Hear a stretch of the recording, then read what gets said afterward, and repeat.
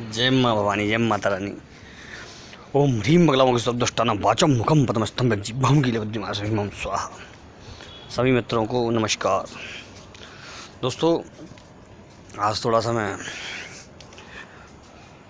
आपको दोबारा एक टॉपिक के बारे में बताया जा रहा हूँ, क्योंकि बहुत लोग पूछते हैं और उनका पूछना बिल्कुल सही है। वो पूछते हैं, गुरुजी हम पर किसी ने तंत्र प्रयोग या कोई गलत प्रयोग किया है तो उसका पता कैसे लगाया जाता है।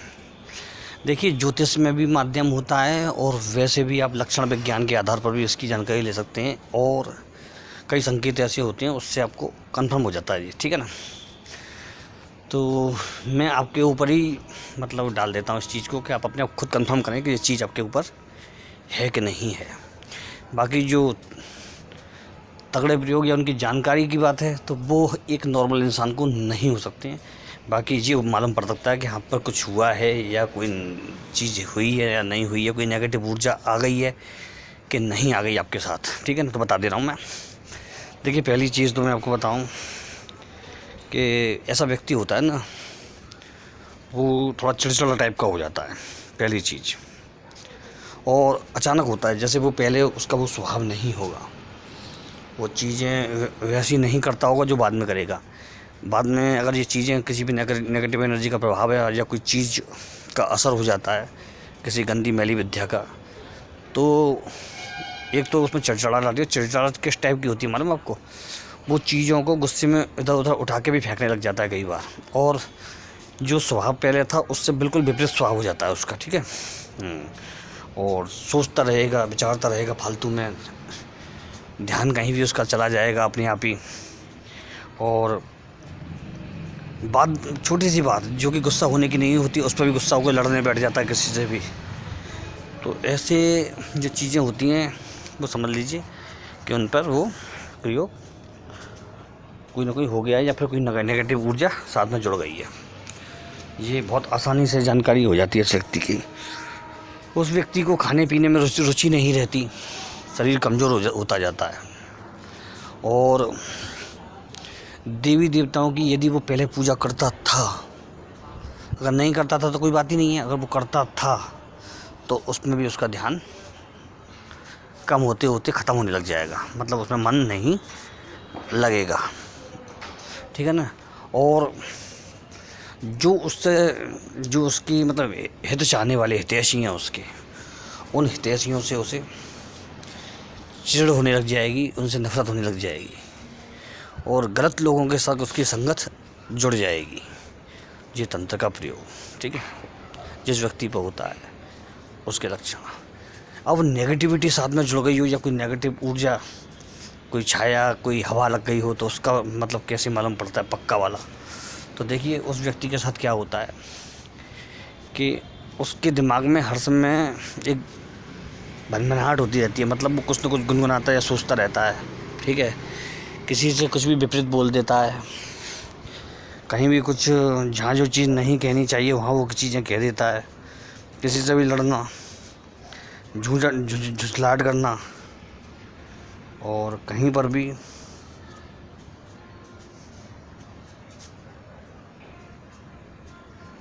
हाँ, तो अच्छा, जहाँ सेवा पूजा होती है वहाँ पर वो नहीं जाता, उसका मन घबराने लग जाता है, बेचैनी होने लग जाती है।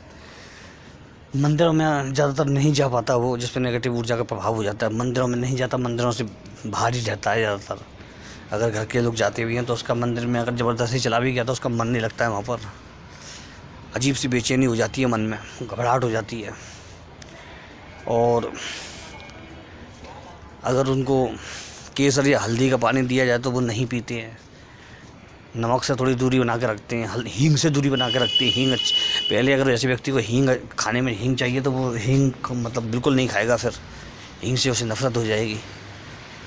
ये बहुत सी चीज़ें ऐसी होती हैं जो नॉर्मल होती हैं लेकिन देखने में, लेकिन ये बहुत अच्छी चीज़ें बता देती है व्यक्ति के बारे में कि क्या है उसके साथ। आदमी को जो पहले अगर वो माला वगैरह पहनता होगा तुलसी वगैरह की, या कोई गुरु माला होगी उसकी, वो हट जाएगी या टूट जाएगी या उतार देगा, ये भी पक्की बात है। उसे फालतू में इधर उधर घूमना फिरना पसंद आएगा, फिर घर में नहीं बैठेगा, घर में बैठेगा तो फिर उसका दिमाग ख़राब होगा, चिड़चिड़ाहट होगी, उसको जी घबराएगा उसका। और अगर शादीशुदा है तो पत्नी से एकदम कलेश करने लग जाएगा, बात बात में बच्चों को मारने पीटने लग जाएगा। ऐसी लेडीज रंग इसका विपरीत है, वो जेंट्स से लड़ने लग जाएगी, बच्चों को मारने पीटने लग जाएगी। ये होता है नेगेटिव ऊर्जा में। और अगर एक चीज़ और जो विशेष है, यदि भी किसी पर तंत्र प्रयोग हुआ है तो उसके शरीर पर कहीं ना कहीं एक काला धब्बा निशान बन जाता है, जो कई बार लोग नहीं देख पाते, नहीं पकड़ पाते, लेकिन वो होता है। वो निशानी शरीर पर अपने आप ऑटोमेटिक बन जाती है। तो ये भी एक चीज़ है, उसका एक पॉइंट कि इसको भी देखना चाहिए आपको। और सबसे ज़्यादा जो चीज़ें हैं वो मैं बताऊँ सबसे ज़्यादा, क्योंकि एक सिंपल लेकिन बड़ी चीज़ जिससे आप बहुत साल जल्दी अंदर लगा सकते हैं। जब किसी व्यक्ति पर नकारात्मक ऊर्जा का प्रभाव होता है तो उसका शरीर होता है ना, इसका विरोध करता है, उसकी अंदर की शक्तियाँ उसका विरोध करती हैं, उसके देवता कुल देवता उसका विरोध करते हैं उस व्यक्ति के अंदर से। तो इसमें क्या होता है मालूम है, उस व्यक्ति की दिल की धड़कन होती है ना, जो बढ़ जाती है। मेरे पास अगर ऐसा कोई व्यक्ति आता है तो सबसे पहले मैं, कई बार ऐसा भी होता है, मैं उसकी कलाई पकड़ लेता हूँ, उसकी नब्ज देखता हूँ कितनी तेज चल रही है। जी मैं कुछ आपको अपने सूत्र बता रहा हूँ। और धड़कन बढ़ जाती है और वो व्यक्ति मतलब बहुत ज़्यादा सोचता रहता है और दिमाग, मन, मस्तिष्क कमज़ोर होने लग जाता है, दिल कमज़ोर होने लग जाता है उसका। जरा सी बात में घबरा जाएगा, बेचैन हो जाएगा। रात में सपने आएंगे, वो डरावने भयानक खूंखार सपने आएंगे। तो वो भी चीज़ है, उसकी चीज़ें उसको प्रूव करने के लिए होती है, ठीक है ना। और अकेलापन उन्हें अच्छा लगने लग जाता है, किसी के साथ बैठ नहीं सकते, ज़्यादा घबराहट हो जाती है, बेचैनी हो जाती है बैठने में लोगों के साथ। यदि कोई पूजा पाठी व्यक्ति उनके पास आ जाए तो वो उससे दूर भागती हैं, बेचैनी होती है उनको, क्योंकि उनको एकाकीपन चाहिए। भूख प्यास उनकी ख़त्म हो जाती है, उनको भूख प्यास नहीं लगती ज़्यादा। और अगर पहले वो कुछ और खाते थे, उसके बाद कुछ और खाते हैं, तो थोड़े से लक्षण मैंने आपको दिए, ठीक है ना। अब इसमें मैं एक चीज़ आपको बता दे रहा हूँ। अगर ऐसा मैटर बनता हो, यदि ऐसी मैटर बनते हों, तो आपको एक छोटा सा उतारा बता रहा हूँ, एक बार करके देख लीजिएगा। पहले तो फिटकरी और सूखी हुई लाल मिर्च, ठीक है ना, उस व्यक्ति के ऊपर से 7 बार उतार करके, जिसके ऊपर ऐसा मामला हो। ध्यान रखिएगा, आपको बचाव मंत्र भी आपको आना चाहिए ताकि अपना बचाव कर सकें। बचाव मंत्र करके, रक्षा मंत्र करके, रक्षा वो करके अपने ऊपर हाथ मार के तब जा करके उतारा कराया जाता है। क्या नाम है, फिटकरी और सूखी लाल मिर्च जो आती हैं लंबी वाली, है ना, हरी वाली जो सूख जाती है, लाल हो जाती है ना, वो वाली। व्यक्ति को तो 7 बार उतार करके आप इष्ट देवता कुल देवता के नाम से उतार सकते हो उसको। जैसे कि आप माता रानी को चाहते हैं तो माता रानी के नाम से, भैरव बाबा को चाहते हैं मतलब मानते हैं तो भैरव बाबा के नाम से ओम बम भैरवाय नमः। इस तरह 7 बार करके और उसको कंडे की आग पर जला दें, ठीक है। और उस व्यक्ति से कहें उसको लगातार जलता हुआ देखे, जिस व्यक्ति पर ये मामला बनना हुआ है। आप देखेंगे कि तुरंत रिलैक्स महसूस होने लग जाएगा उसको उसी समय से। मतलब ये वो है, हाथ कंगन को आरसी किया, पढ़े लिखे को फारसी किया, तो तुरंत उसका प्रभाव उसको दिखेगा। माथा एकदम हल्का हो जाएगा उसका, है ना, जो भारी बनता है वो ख़त्म हो जाएगा। अब इससे भी मैं तगड़ा थोड़ा सा बता दे रहा हूँ, जो इससे भी तगड़ा होगा। 1 लड्डू थोड़ा सिंदूर, ठीक है ना, 1 लड्डू थोड़ा सिंदूर, 21 लौंग और 21 काली मिर्च, ठीक है। 21 ना हो तो 7 लौंग 7 काली मिर्च, ठीक है। थोड़ी सी उसमें थोड़ी सी नमकीन, और आपको ये सब चीज़ें लेकर के, नींबू भी होना चाहिए, हाँ ध्यान रखिएगा नींबू।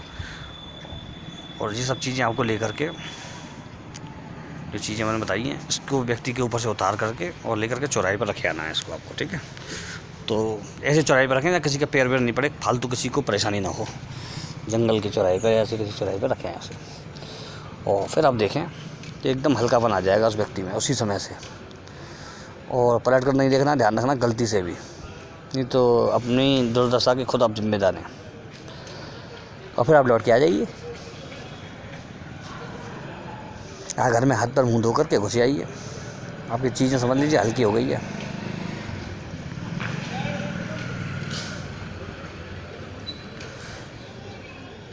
ठीक है ना, आपकी चीज़ें हल्की हो जाती हैं इससे तुरंत।